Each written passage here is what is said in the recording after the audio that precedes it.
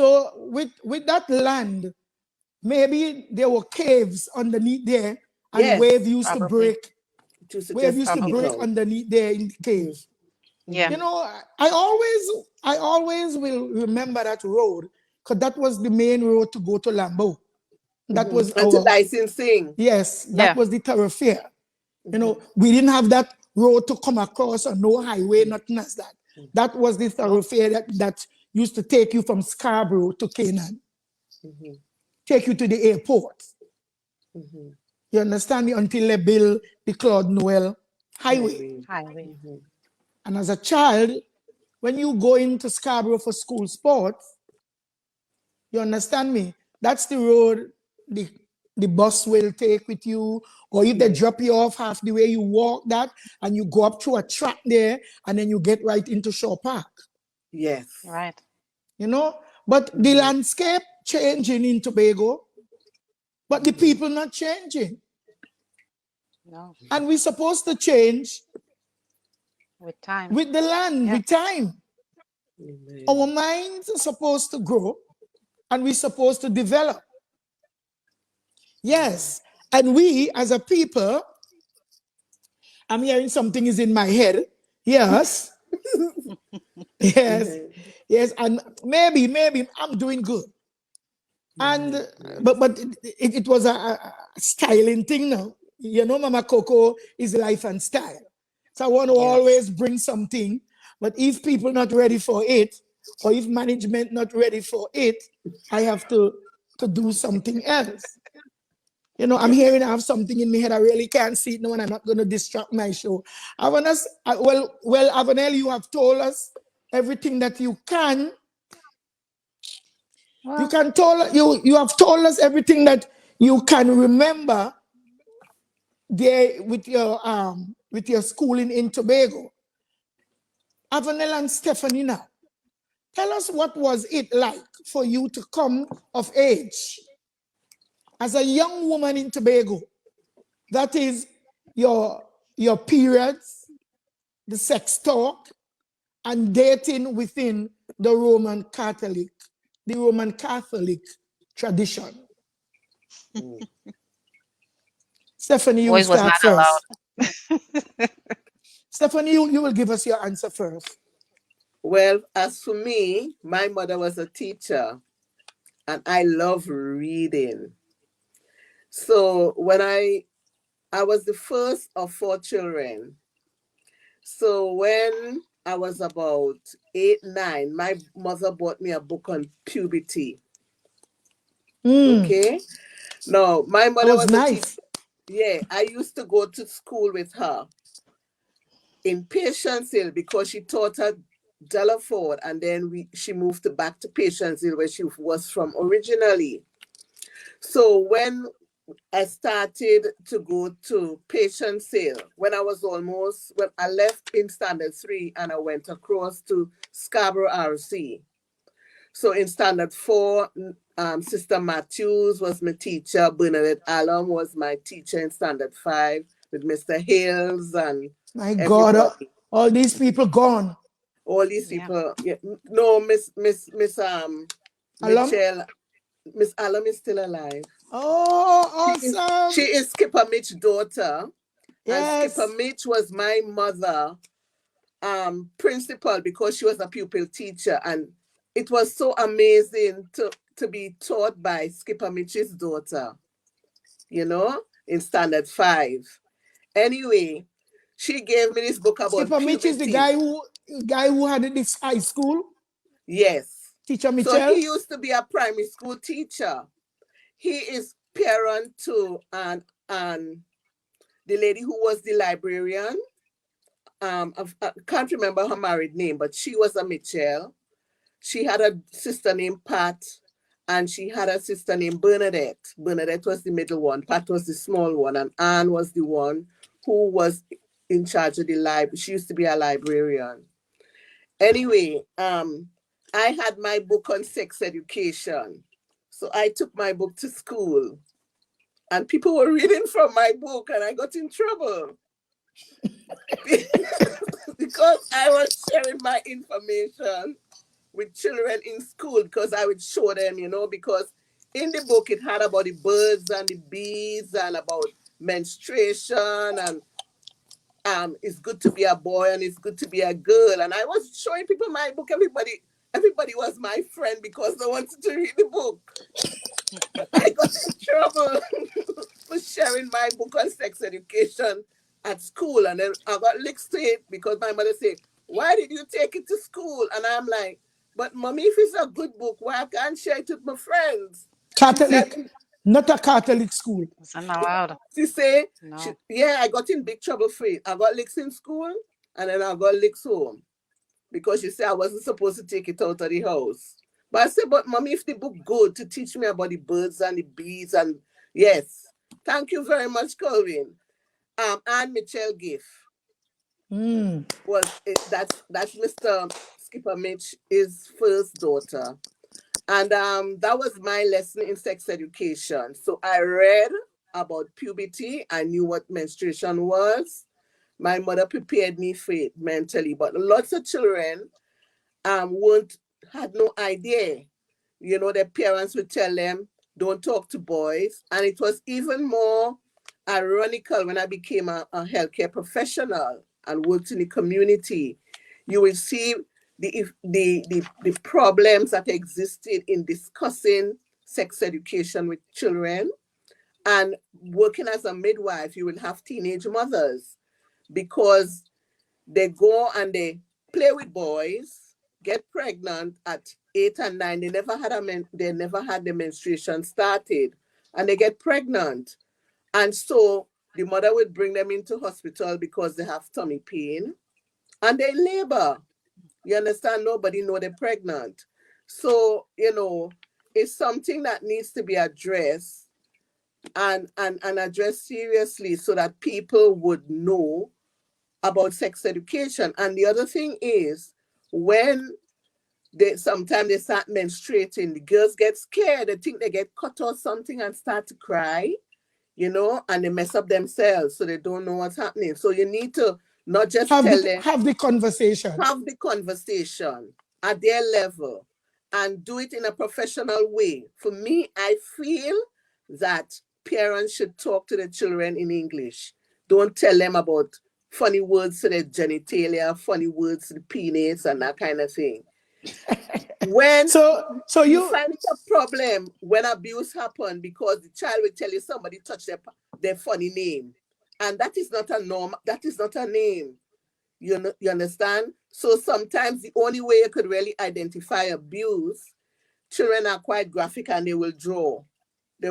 So that sometimes is the redemption and with implicate the perpetrator. But if you start from small and you need to talk to your children from small, tell them the proper names to their breasts, the sex organs, so that they will be able to communicate properly and they will understand. And when they go online, nobody could groom them, nobody could fool them because they understand what they're dealing with.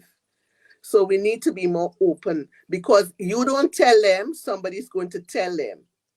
And they mightn't tell them the right thing. And that is very sad to see what happens when they're not told the right thing. Yes. You understand what I'm saying? Their friends will tell them.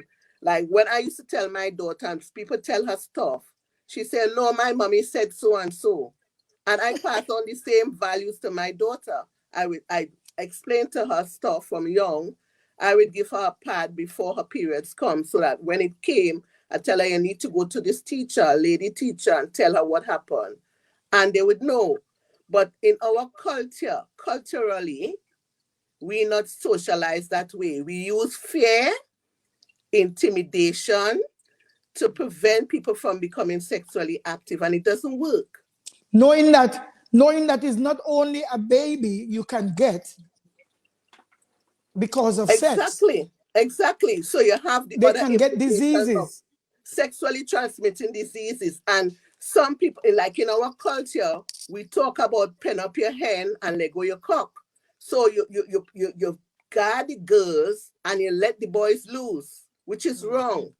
Because in this day and age, boys and girls are vulnerable. Thank you. Boys and girls can be abused. So you have to be very mindful of that. And as a matter of fact, boys are even more vulnerable because there is less caution with boys. So they're more vulnerable. They're exposed to more perpetrators. Yes.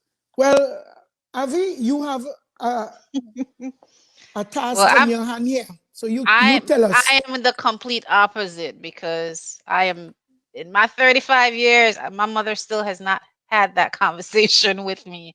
Um, when it came to the period, it- for me, it's still an awkward conversation. When I first had my period, it came at a very early age. I was 8 when I first had my period. Oh, Um, what? it was Wow. my daughter she's had the same early period onset. So it doesn't So you wait didn't ask your for. mommy what age she had hers? She said she Conversation. had hers very early also. I did. Ah. She said she had hers very early also. Um, Now when I was younger, I had some medical condition that a doctor trumped up to maybe some sort of an infection where I used to urinate blood. And I remember when I saw it that day, I said, "Mommy, it started back again. I'm peeing blood again." And she said, "What do you mean? Are you back using the soap again?" And I said, "No, it just happened." And so my great aunt at that time, she knew exactly what it was. And she called me. We didn't have any pad back in those days. Um, I didn't have no pad back in those days. She went and, they used to collect scrap cloths. Scrap cloths back in the days were beddings for people who didn't have beds for their kids. You rewash them, whatever. And she got some scrap cloth. She cut a Half. piece and she said, "Fold it." Go ahead. They used to call it half clad. Half Yeah, blood. yeah. Ah. And she cut it. She told me to fold it, or she showed me how to fold it, and she told me what to do with it. And she said, now she said she said to me, "You're a woman now. You have to make sure you pay more attention to cleanliness. So you have to bathe more often. You can't be around boys. You can't go in the water when you're on that." And for me, boys were a no-no. It wasn't no Wow. boyfriend, no. I was too tomboyish, to be honest with you. I was not into boys like that. I was the girl that climbed trees. I was down on the soccer field playing soccer with those boys as the only girl in the village playing soccer with the boys on the soccer field. So I really wasn't looking at boys in that manner. I really wasn't for a long time. Probably not until I got to high school, and I still didn't like them. They were still, to me, sweaty boys, sweaty, messy boys back then. So I just kind of it wasn't something that my mother had to worry about. That I had enough deterrence from boys to not go that route. Boy, oh boy, I got my period between 12 and a half to 13. Form 1 going into Form 2, I think somewhere there in Roxborough Secondary School. I didn't have an early period. Wow. And it's shocking to me now to hear that 8-year-old and 9-year-old having periods. I never know Yeah. it like that. Now, girls Yeah. used to get their periods so late. Some of us had was to be taken to doctors, for doctor to really induce it somehow or the other or say something. I really was shocked when I came to America here, and then that was then. I don't know if the Yeah. food wasn't too good, if we wasn't eating the right thing as young people in those days. But right now, the young children, the current definition of age now for black girls is 7, 8, and 9. That's the age, Yeah. which Yeah. is ridiculous because then Yeah. once they're having that period, they could be mothers. They don't have the body Exactly. prepared to be mothers, do they? Yeah. Do they? I don't No, think so. no. Can No, I not say ready. something? I was a late bloomer. My mother started to get worried because I had the book and nothing was happening. So she took me to the doctors, and it eventually came. So I started late. I started like at 14, 15. I had my periods late. But the thing about it is, I was doing this study with this doctor I was working with, and we were it was aligned also to uterine fibroids based on our diet. If you notice that I have had women who I have delivered 9-year-olds already, right? So they never actually started having a period, but they had sex and they were fertile enough to get pregnant. And why you're having all these 7, 8, and 9-year-olds being able to have a baby is because of all that. We eat a lot of chicken. Chickens are the 6 weeks chicken. They have lots of hormones. The hormone levels are very high. So you have a little chick, and in 5 weeks, it's getting ready to get killed. So the hormones stay in the meat, in the milk, and in the eggs, and in everything that we eat. The hormones are the levels are high. Stephanie, I want you to look in the camera. Yes. I'm looking. Yes, stay put. Stay like that. The minute you turn away, it's a kind of a distracting for yourself. Chair. Yes, yes. To swing, sorry. But what is happening here? I want you to speak with a definition that 9-year-olds doesn't have sex. 9-year-old, they abused. Exactly. So they get groomed, and most times it's by people known to them. Yes. It's by people known to them. So they play around and they don't even know what's happening. And the next thing you know, they're pregnant. Okay, so it's not a normal. So in the sense, that's rape. Exactly. That's rape, and we need to define it as rape. There shouldn't be any consent. No man could say a 9-year-old gave them consent. That's rape. Exactly. That is statutory rape. Yeah. That is rape, and people should be in jail. Exactly. And see, the thing that I noticed with that, especially in Tobago, we have that secrecy thing where we are so concerned with what people think or how they view us that a child will come and explain their situations to a person, an adult, like they should, and there's still that stigma where your own family, they want to keep it hush hush.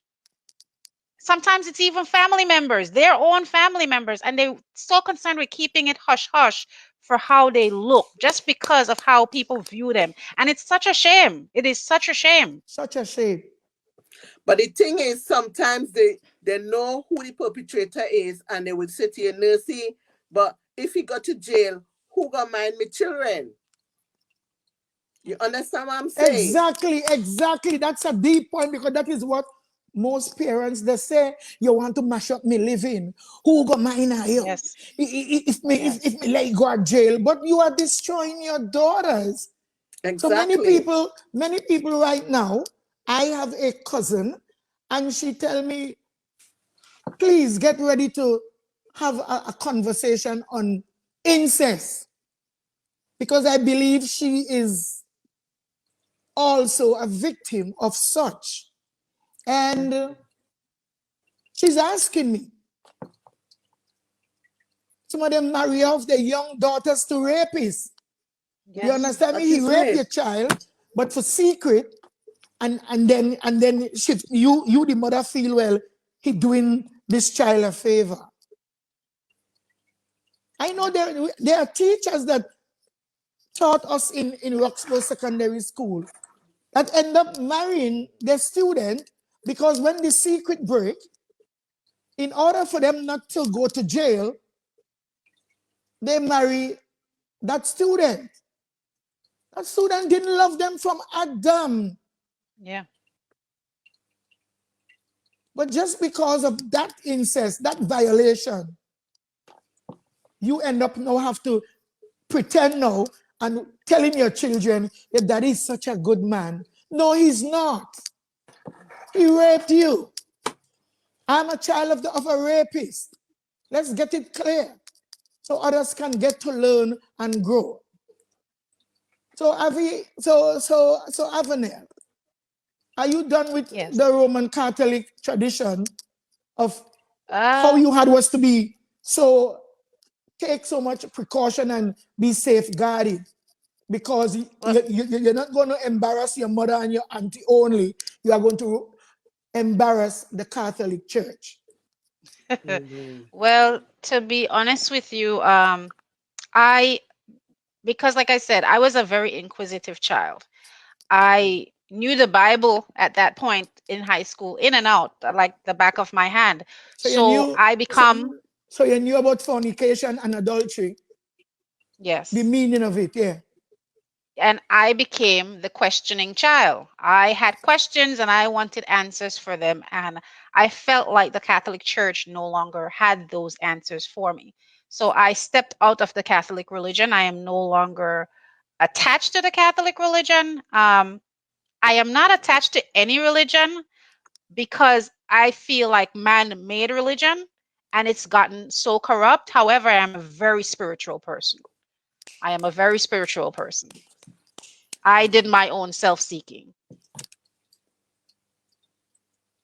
Wow.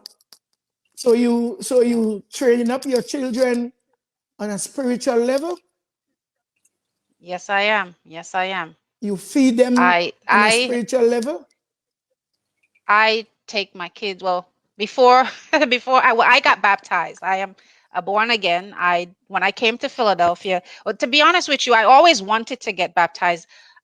In my teenage years, I church hop. Like I said, I was a questioning child, so I church hop at first. Hmm. And so I moved from Catholic. I sought out to find out a little bit about the Methodist religion because I heard from my mother that's where I was baptized. So I said, well, let me try them and see if they vibe me. I was not I'm not against any Seventh-day Adventist. I just have my own opinions about that because I feel like just like man-made religion, man-made days. And so I'm a little kind of, like I said, questioning child. How are you so sure Saturday is that seventh day and not Wednesday, Thursday, Friday? So I just feel like Sabbath is whatever day you choose to keep holy to yourself, you know? Um, so I moved around and then eventually, when I was going through some trying times, I got hooked up with one of my neighbors when once I moved to live in tongue or French feel, as I call it. One of my neighbors took me under her wing. Great woman, great woman. Her granddaughter and I became very close friends in high school, and I used to go to church with her every Sunday. I What sang in the church? church. What It church? was Church of God, Logwood Park, Church of God.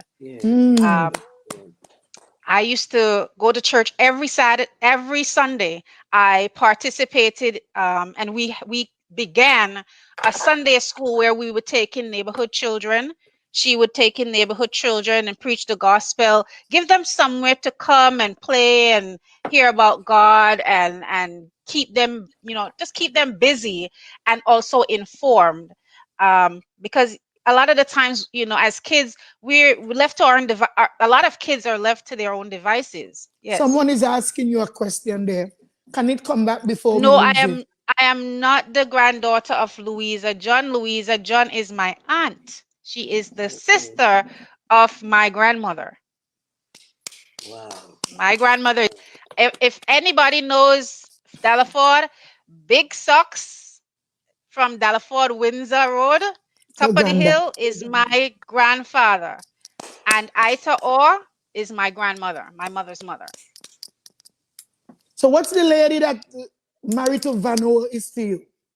She's my great grandmother, Maudlin Duke McKenna. Madeline, yeah, that's what I just want to spread. I just want people Yes. to know. So Cindy, you see Avi is your cousin and all kind of sides here. Yes. So Yes. right now, Avi, as you were talking about there, a lot of us grew up here in the word French field, but it's Yeah. friends, Friends. Yes. Did you Friendsfield. know that? Did you know Yes. that Did you know that, Yes. Stephanie? Yeah. Well, I never knew it was French feel until lately. Yes. Yeah, French. people Because say there is French where feel. most men will drive away with you in the dark. Oh Yeah, yeah. yes. Very sinister. Oh There is yeah. Criminal. where most men from country, even Scarborough, especially Hi, Auntie policemen, Erica. yes, especially policemen, will drive you away in that dark place where all you could see is the white of Bush. their Nothing. eyes, especially the black, like blacker than you. And they will drive you away, switch off the light, and then they invade your body. I call that And very, very traumatic. Very if sinister. anybody knows that area, to this day, there's not much lighting there. I No. remember as a kid, my grandmother, we lived up on the hill, and she didn't have water come into the house. And we had to catch, get buckets and go down to the pipe, which was some distance to get to a standpipe. And while we're down there, we had to wash our clothes. Sometimes in the middle of the night, we're taking baths. And thinking back about it now in hindsight, we were out there Not Dangerous. bathing showing out that naked. hour We were out there Dangerous. bathing naked. by the And standpipe. at the standpipe is no light. Sometimes we see some car and we run and hide inside the bush. And but in those days I was a teenager. It was very dangerous. But Yes. sometimes, what I always say, I used to walk with God. When I go down Now, that road, I was walking with God. And mm, yeah, it's a very So scary true. place. It's a very scary place at night. Yeah. Yes. oh, can we get 2 questions or statement from anybody?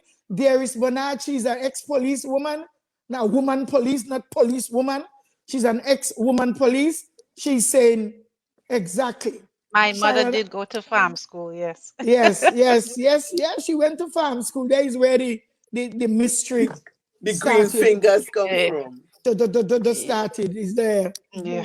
Going for Yeah. higher education because she And always she ambitious. and she was way too young to have a child, but situations happen. Yes, it you know happens.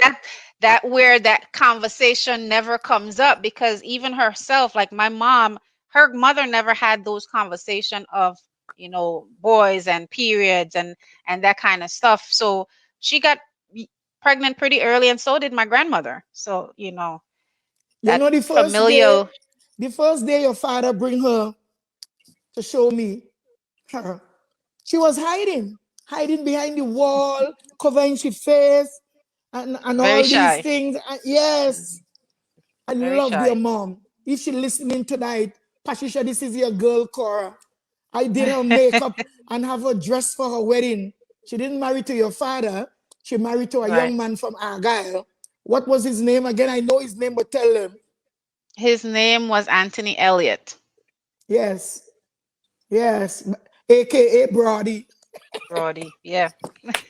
Yes, I dress your mom. I love Patricia, always smooth, not a pimple. Where does use Patricia? Nothing. Just, Nothing. just Still Vaseline. nothing. She don't even put on like she don't put makeup on her face. It's her little lipstick. She'll do She her didn't even lipstick and want her. makeup for her wedding. I said, girl, look, Nope. I dressing you, I fixing you up. And that Oh was my one of the goodness. most crying I've ever seen, is when the wedding come back up. And they took the bride upstairs for cousin To see Bridget his mother. Elliott Yeah. to see. And cousin Bridget telling, she said, oh God, Tony, look how she pretty. She gorgeous. You marry a wife, Tony. You don't marry a Yeah. slave, Tony. Tony, and she just keep repeating it. My cousin Bridget Elliott, may your soul rest in peace. In Brody peace. wasn't, Yes. Brody wasn't her son. Brody was her husband's son. Son. And when he came from Goodwood and he came to live in Argyle, she took him like her son, Her son. even when he Yeah. used to come to spend vacation. And my daughter is saying she will never forget that day. She would never forget the pain in cousin Bridget's voice Yeah. when she keep I telling remember. Brody, you marry a wife, not a Not a slave. slave. Yeah. and she was expressing her own pain that she was experiencing, that she experienced with Tony's father, with Brody's father. Absolutely. I am telling you, oh God, of whom we shall always be willing to give praises and thanksgiving to. May the God of all peace continue to confine in us and to confide in us the truthfulness of life, that words are powerful, and to whom much is given, and I hope is the best is given of people, much is required of the same. Hallelujah. Amen. Patricia, can you sing us a little verse of a song? Am I intruding on you? I don't think so. You are spiritual. Maybe a little on the spot. Wasn't prepared for this. All right, let me see if I could just figure something out. Figure it out and answer this I'll figure question. one out at the end of the show. How about that? Avanel and Stephanie, sure. You know, sometimes when the spirit moves in me, I just have to really be conversational and confronting. Sing when you're done. What I want to say Avanel is and Stephanie, tell us about the decisions that led you to immigration, to your immigration from Tobago. Well, Avanel, did you go to Trinidad first, or you come straight? Tell us about your movements. So I stayed in Tobago until I finished high school. However, when I had 1 year left with high school, my mom got her visa status approved. So we were all on the same application, myself, my little sister, who's 7 years younger than I am, and my mother. So they gave us a deadline. We had to travel by a certain time, and we had to leave together. So we couldn't, it wasn't one and then some come. We had to go together. When we came to the United States, it was July 21st, 2000. The first year we came to the United States. What a circle right now. Yeah. And it was a scary moment. It was a bittersweet moment because, to be honest, my mom, she was leaving behind our great aunt, and that was a very tough decision she didn't want to have to make. To be honest, she really regretted it to this day that she had to leave her behind. And you know, we traveled up, and you know, it was nighttime, the excitement of seeing the lights and you know, this new strange city. We were in Brooklyn. We traveled to Utica Avenue.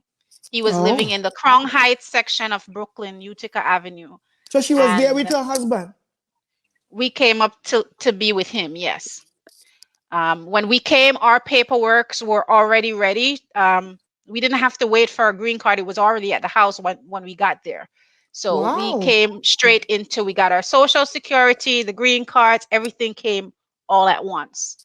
And it was there waiting for us when we got there. Wow. So, yeah. And all thanks to Mr. Reed, Casimir Reed. He was the one, because initially it was supposed to only be an application from my mom, and then he was going to file afterwards for the children. And Mr. Reed said to my mother, whatever you do for yourself, do for your children. Whatever paperwork has your name, if you sign your name, sign their name. Add them to it. Add their names to every piece of your document. And so when she did that, yes, when she did that, it came through for all of us. And so it was a great experience. The first year traveling and waking up in New York, it was different. It was a different experience because Utica and where? All you saw, it was not home. All you saw were these tall buildings and they were all together and nothing but bricks, and you didn't really see much trees. And for somebody growing up in the worst part of the bush that no one wants to go to, no, in Speyside. In Speyside. They used to call Speyside behind God's back, because nobody wants to go to Speyside and then to be on the top of the last house on the top of the hill that nobody wants to go. So where you can see live them, around all those. where you I can saw see them in green the for ocean. miles. I saw green for miles, and we had a beach that was at the back of our house. Not only could we see the front beach, we had access to both views. Like I always used to say, I had the perfect space, this perfect space I'd look out, because I could see both sides all of the around. island. Yes. Both sides of the islands that nobody else could see. We had the perfect house spot. Perfect house spot.